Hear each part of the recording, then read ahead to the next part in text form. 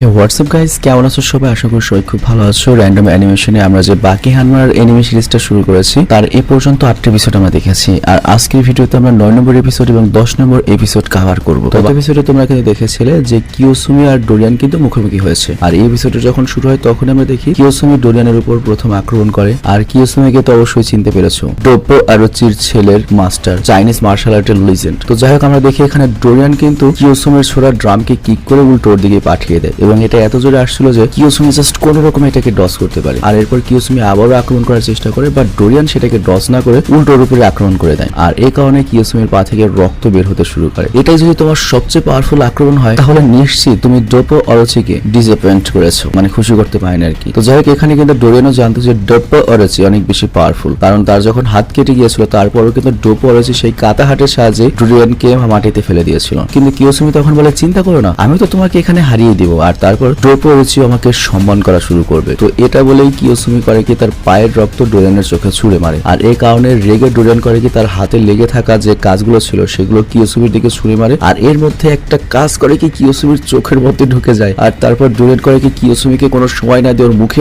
অনেক জোরে আঘাত করে, আর এই কারণে কিয়োসুমি পিছিয়ে যায়। আর তারপরও মনে মনে চিন্তা করে, এখানে হচ্ছেটা কি, আমি তো হেরে যাচ্ছি, কিন্তু এর বদলে আমার কিছুই যায় আসে না, কারণ আমার কাছে মনে হচ্ছে আমি নিজে এরকমটা চাইছি। আসলে কিয়োসুমির এই মার খেয়ে অনেক ভালো লাগছিল, মানে এখানে সব শালাই তো সাইকো, নিজের জানের কোনো পরোয়া নেই, যে বলেছিলাম না গত পর্বে, হাত ঠ্যাং বিচির কোনো কিছু পরোয়া নেই। তো যাই হোক, এটা দেখে ডোরিয়ান বলে, হয়তো আমি তোমার ব্যাপারে ভুল ভেবেছিলাম, তোমার ভেতরে ফাইটারের মনে হয় একটু বেশি রয়েছে, অন্তত আমি যতটুকু ভেবেছিলাম তার চেয়ে বেশি রয়েছে। তো এটা শুনে কিয়োসুমি বেশি কিছু বলে না, শুধুমাত্র এইটুকু বলে, তুমি কি প্রস্তুত আছো? তো এটা বলে সে ডোরিয়ানের উপর আবার আক্রমণ করতে যায়, কিন্তু ডোরিয়ান তখন ওর মুখের সামনে একটা কাচের বোতল ধরে, আর সেই কাচের বোতল ভেঙে কিয়োসুমির মুখের অবস্থা অনেক খারাপ হয়ে যায়। তবে তারপরও কিয়োসুমি কিন্তু লড়াই করার জন্য পুরো প্রস্তুত ছিল। আর তারপর কিয়োসুমি বলে, তুমি আমার মুখের সাথে যেটা করেছো ঠিক এই জিনিসটা তুমি যদি আমার গলার সাথে করতে তাহলে আমি সেই কখনই মারা যেতাম। তো ডোরিয়ান তখন কিছু বলে না, জাস্ট ওর একটা বাল ছিঁড়ে, আমি সরি হিন্দিতে বলে ফেলেছি, চুল ছিঁড়ে সেটাকে কিয়োসুমির চোখের মধ্যে ঢুকিয়ে দেয়। আর তারপর ডোরিয়ান সেখানে গান গাইতে থাকে, মেহু জিয়ান, সরি মেহু ডোরিয়ান। তো যাই হোক, এখানে কিয়োসুমির চোখের মধ্যে বাল যাওয়ার কারণে সে ঠিক মতো কিছু দেখতে পাচ্ছিল না, আর এদিকে ডোরিয়ান গান গাইতে গাইতে কিয়োসুমির উপর লাগাতার আক্রমণে চালাচ্ছিল। আর তখন কিয়োসুমি চিন্তা করে, আমার জীবনে এমন কিছু নেই যা লোকেরা শুনতে পছন্দ করবে,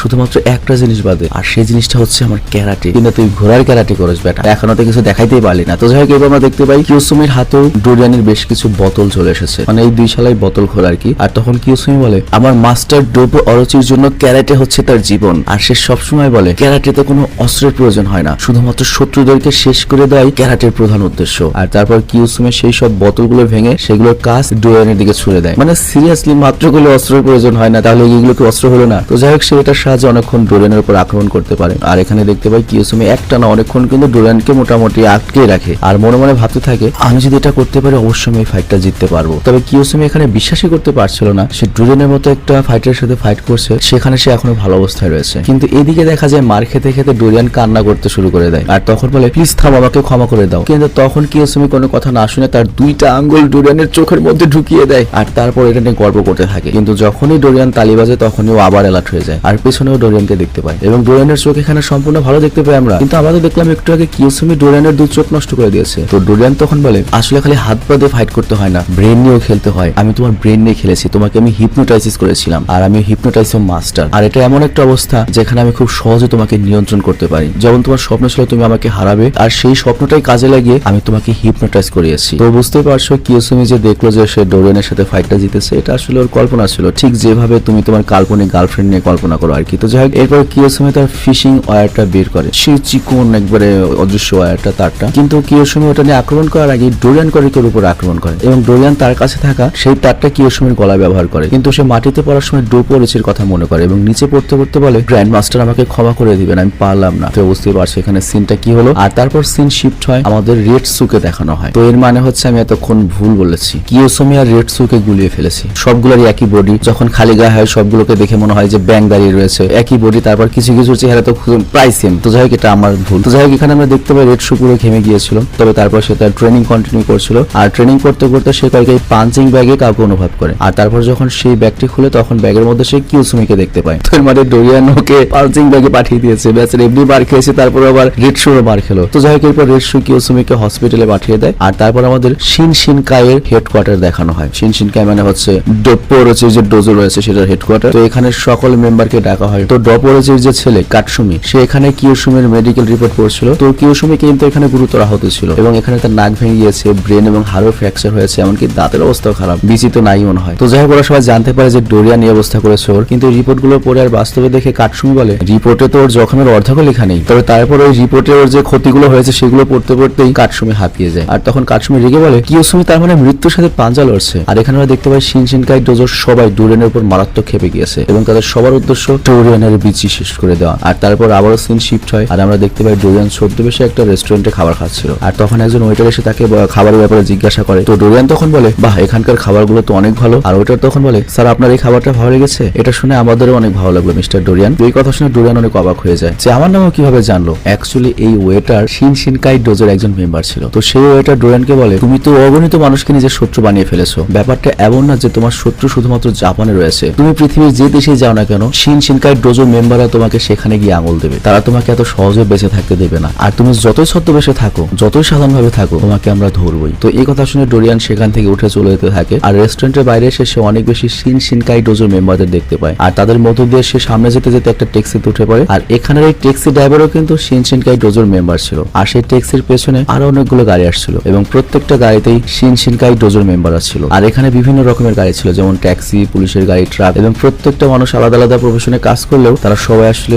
শিনশিনকাই ডোজোরের মেম্বার। তো যাই হোক মানে এরা সবাই অফিসিয়ালি আলাদা প্রফেশনে থাকলেও তারা মূলত শিনশিনকাইয়ের গুপ্তচর হিসেবে কাজ করে। তো যাই হোক এরপর সেই ট্যাক্সিওয়ালা ডোরিয়ানের বলা গন্তব্যে না নিয়ে ওকে নিজের মতো একটা জায়গায় নিয়ে আসে। আর এটা ছিল একটা অ্যামিউজমেন্ট পার্ক আর কি। আর এই সম্পূর্ণ জায়গাটা কিন্তু শিনশিনকাই মেম্বারদের দিয়ে ভরেছিল এবং তারা ডোরিয়ানকে বলে এই পার্কের ভেতরে যাও। তো ডোরিয়ান ধারণা করতে পারছিল না ভেতরে কি রয়েছে। আর ওই মুহূর্তে ডোরিয়ান তখন বলে তোমাদের সময় নষ্ট করার জন্য তোমাদেরকে আমি ধন্যবাদ জানাই, তো এখন ফাইট করো আমার সাথে। আর তাছাড়া এমনিতেও তো তোমরা সবাই আমার সাথে ফাইট করতে চাও। কিন্তু সে ড্রাইভারকে বলে তবে আমি চাই তুমি তোমার শিনশিনকাই রুলস কে ব্যবহার করো, মানে নিয়ম অনুযায়ী একজন একজন করে ডোরিয়ানের উপর আক্রমণ করবে। আর সেই হিসাবে ট্যাক্সি ড্রাইভার তার উপর আক্রমণ করে, বা ডোরিয়ান খুব সহজে তাকে হারিয়ে দেয়। আর এটা দেখে তো বাকি সবাই ভয় পেয়ে যায়। আর তারপর ডোরিয়ান বলে তোমরা কত বোকা, এখানে হাজার মানুষ রয়েছে, তারপরে তোমরা নিয়মের তোয়াক্কা করছো, একজন একজন করে আক্রমণ করছো। আর এই কথা বলে ডোরিয়ান করে কি পার্কের মধ্যে যেতে থাকে। আর এখানেই 9 নম্বর এপিসোডটা শেষ হয়ে যায়। ভাই সিরিয়াসলি ডোরিয়ান ভিলেন হলেও তো আমি আস্তে আস্তে ওর ফ্যান হয়ে যাচ্ছি। ভাই শালা তো মনস্টার, ভাই সিরিয়াসলি মনস্টার হালার ফুড। তো চলো এবার 10 নম্বর এপিসোডটা সম্পর্কে আমরা জানি। তো এই এপিসোডের শুরুতে আমরা দেখি ডোরিয়ান সেই পার্কের ভেতরে ঢুকে সামনের দিকে যেতে থাকে। আর দেখতে পাচ্ছ ডোরিয়ানকে কিন্তু সেই হ্যান্ডসাম লাগছে, মুখে ক্লিন শেপ, মোজ, বড় চুল, স্যুট পরা। আর সামনে যেতে যেতে সে একটা ক্লাউনকে দেখতে পায়। আর তখন এই ক্লাউনের ইশারাতে সম্পূর্ণ অ্যামিউজমেন্ট পার্কটা আলোকিত হয়ে যায়। আর এখানে আমরা জানতে পারি এই ক্লাউনটাই মূলত এই পার্কের ম্যানেজার। তো যাই হোক এরপর তারা দুজন করে কি একজন আরেকজনের হাত ধরে পার্কের বিভিন্ন রাইডস উপভোগ করতে থাকে। আর ডোরিয়ানও এইসব রাইড গুলো অনেক এনজয় করছিল। কিন্তু এই রাইডে থাকা অবস্থাতেই একজন শিনশিনকাইয়ের মেম্বার তার উপর আক্রমণ করে, কিন্তু ডোরিয়ান সেটাকে ডস করে বেঁচে যায়। তো তার উপর এবার যে আক্রমণ করেছে তার নাম হচ্ছে অ্যাটসুসি সুয়েডো। শালা নাম কি ভাই ওদের। তো যাই হোক এই লোকটা ছিল হচ্ছে 3rd ডিগ্রির ব্ল্যাক বেল্ট উইনার। আর সে বলে আমি কিয়োসুমির সাথেই ট্রেনিং করতাম, আর তার বদলা নেওয়ার জন্যই আজকে রাত্রে আমি তোমাকে মারার জন্য প্রস্তুত রয়েছি। তো এরপর সুয়েডো করে কি ডোরিয়ানের উপর আক্রমণ করে। আর ওর পাঞ্চের পাওয়ার দেখে ডোরিয়ানও শকড হয়ে যায়। আর তারপর ডোরিয়ানও করে কি সুয়েডোর উপর পাল্টা আক্রমণ করে এবং এটা সরাসরি সুয়েডোর মুখে লাগে। আর সুয়েডো তখন বলে এটাই কি তোমার সবচেয়ে শক্তিশালী হামলা। আর এরপর সুয়েডো আবারও করে কি ডোরিয়ানের উপর আক্রমণ করে। আর অনেক পাওয়ারফুল একটা আক্রমণ ছিল এটা। কিন্তু এরপরে ডোরিয়ান সেখান থেকে দৌড়ে পালাতে শুরু করে। তো এটা দেখে সুয়েডোর পেছনে পেছনে দৌড়াতে থাকে। আর পালাতে পালাতে ডোরিয়ান করে কি রোলার কোস্টারের উপর চলে বসে। আর সেই সময় রোলার কোস্টার চালু হয়ে যায়। সুয়েডো সেই রোলার কোস্টারে উঠে পড়ে এবং ধীরে ধীরে সেটা অনেক উপরে যেতে থাকে। আর তখন ডোরিয়ান বলে সুয়েডো এটাই তো তোমার নাম তাই না? তুমি বলেছিলে আজকে রাত্রে তুমি মারার জন্য মরার জন্য দুটোর জন্যই প্রস্তুত রয়েছো, তাহলে তুমি কি সত্যি আজকে রাত্রে মরার জন্য তৈরি রয়েছো? যদি থাকো এটার প্রমাণ দাও, কারণ আমরা এখন অনেক উপরে চলে এসেছি এবং এখান থেকে যদি আমরা পড়ে যাই সরাসরি আমাদের মৃত্যু হয়ে যাবে। আর আমি মরার জন্য পুরো প্রস্তুত, কিন্তু তুমি কি প্রস্তুত? কারণ মরার কথা বলা অনেক সহজ। তো এই কথা শুনে সুয়েডো ভয় পেয়ে যায়। আর দেখতে দেখতে রোলার কোস্টারের যে পাশে ডোরিয়ান ছিল সেই পাশটা করে কি মনে করে রোলার কোস্টারটা একবার উপরে যায় নিচের দিকে নামে ভাবে সেই পাশটা নিচের দিকে নামতে থাকে। আর সুয়েডো মনে করে পুরো অ্যালার্ট হয়ে যায় ফাইট করার জন্য। বাট তখন এই সুয়েডো আর মনে করে ডোরিয়ানকে দেখতে পায় না, বাট ডোরিয়ান অ্যাকচুয়ালের পেছনে চলে এসেছে। আর ওই মুহূর্তে রোলার কোস্টার আবার ফুল স্পিডে নিচে যেতে লাগে। আর এটা দেখে ডোরিয়ান অনেক ভালো সুযোগ পেয়ে যায় এবং সুয়েডোর গলা অনেক শক্ত করে ধরে ফেলে। তো সুয়েডো এখানে তার গলা ছাড়ানোর কোনো সুযোগই পায় না, কারণ এই রোলার কোস্টার এবার ডানে বামে কাত হয়ে যাচ্ছিল, কখনো উপরে কখনো নিচে। তো এই কারণে সুয়েডো তার পায়ের ব্যালেন্সই ঠিক করতে পারছিল না। আর এই এত নড়াচড়ার কারণে ডোরিয়ানের আরো সুবিধা হচ্ছিল, তবে কিছু অসুবিধা হচ্ছিল। ডোরিয়ান নিজে ওই রোলার কোস্টারের সাথে লেগে থাকতে পারছিল না, দুজনের ব্যালেন্সই খারাপ হয়ে যাওয়ার পথে ছিল। আর একটা পর্যায়ে ডোরিয়ান করে কি সুয়েডোকে ছেড়ে দেয়, মানে এরকম পরিস্থিতিতে। আর এখানে লক্ষ্য রোলার কোস্টার যখন নিচে যাচ্ছিল এই কারণে গ্র্যাভিটি এবং বাতাসের প্রেসার ধীরে ধীরে অনেক বেড়ে যাচ্ছিল। আর এরকম পরিস্থিতিতে ফাইট করা অনেক বেশি কঠিন। কিন্তু তখন সুয়েডোর কিছু একটা মনে পড়ে। আর আমরা দেখি নড়াচড়ার মধ্যে কোনোভাবে ডোরিয়ান এসে করে ওর উপর আক্রমণ আক্রমণ করে দেয়। আর সুয়েডের যে একটা কথা মনে পড়েছিল, ওটা কোন কথা মনে পড়েছিল জানো?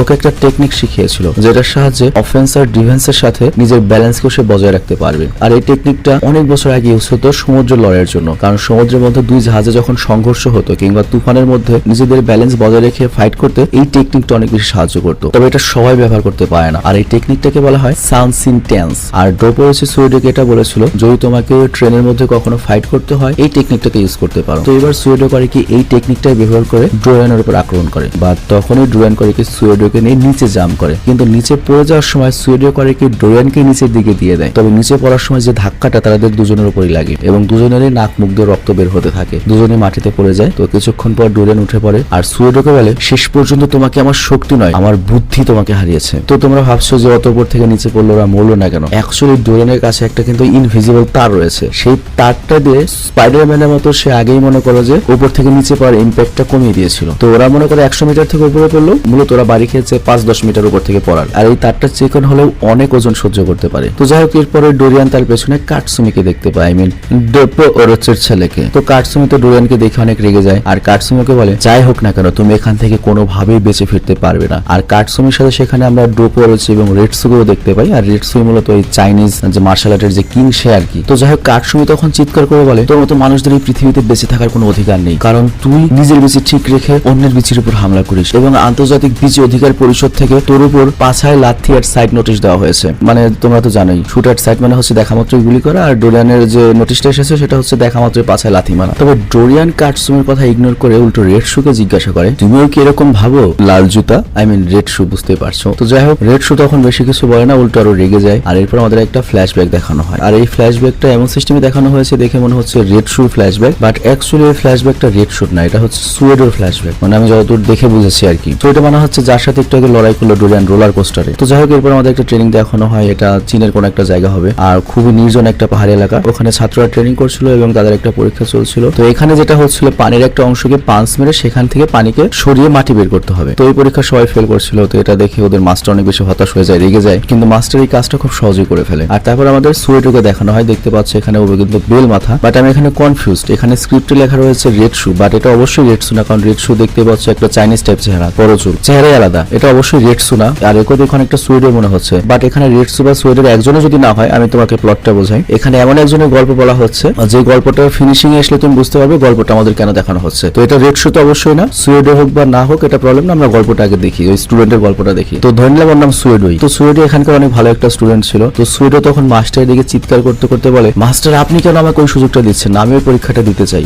আর তখন মাস্টার ওকে বলে তুমি আমার পেছনে আসো। কিন্তু কিছুটা সামনে গেলে মাস্টার দেখতে পায় যে সুয়েডো সেখানকার দরজা ভেঙে ফেলেছে এবং 6 জন বেস্ট গার্ডকেও হারিয়ে দিয়েছে। আর এখানে আমরা জানতে পারি ফাইনাল যে পরীক্ষা রয়েছে যেটা করলে আর কি মনে করো কুম্ফু পান্ডা যেমন ড্রাগন ওয়ারিয়র হবে সেরকম একটা কিছু মাস্টার ওকে করতে দিচ্ছিল না। তো এই কারণে মনে করো সুয়েডো পাগল হয়ে গিয়েছে এবং জোর করে ওটা করতে যাচ্ছিল। তো মাস্টার বলে আচ্ছা ঠিক আছে আমার সাথে সামনে আসো। আর তারা এরপর এমন জায়গায় যাচ্ছিল যে জায়গাটা আগে সুয়েডো কখনোই দেখেনি। আর সুয়েডো জানতোই না যে ওদের এই মন্দিরে এরকম একটা জায়গা রয়েছে, আর এই জায়গাটা সম্পর্কে ওদের মাস্টার ছাড়া কেউ জানতো না। আর মাস্টার এখানে বলে আমিও শেষবার এখানে এসেছিলাম প্রায় 40 বছর আগে। আর তখনই তারা একটা দরজার সামনে এসে দাঁড়ায়। আর মাস্টার তখন বলে তুমি কি জানতে চাও তোমাকে আমি রায়োর টাইটেল কেন দিতে চাই না? মনে রেখো এই রায়োর টাইটেলের ব্যাপারটা। আর এই প্রশ্নের উত্তরটাই দরজার পেছনে রয়েছে। আর তারপর মাস্টার করে কি তার শক্তি দিয়ে দরজাটা ভেঙে ফেলে। আর তখন সুয়েডো ওই দরজার পেছনে একটা টানেল দেখতে পায়, মানে এখান দিয়ে কেউ মনে করো মাটি খুঁড়ে পাহাড় দিয়ে বেরিয়ে গিয়েছে। তো মাস্টার তখন এটার গল্প বলতে থাকে যে আজ থেকে 40 বছর আগে একজন মানুষ শুধুমাত্র তার হাত আর পায়ের সাহায্যে এই পাথর ভেঙে টানেলটা তৈরি করেছিল, তাও সম্পূর্ণ টানেলটা বানিয়েছিল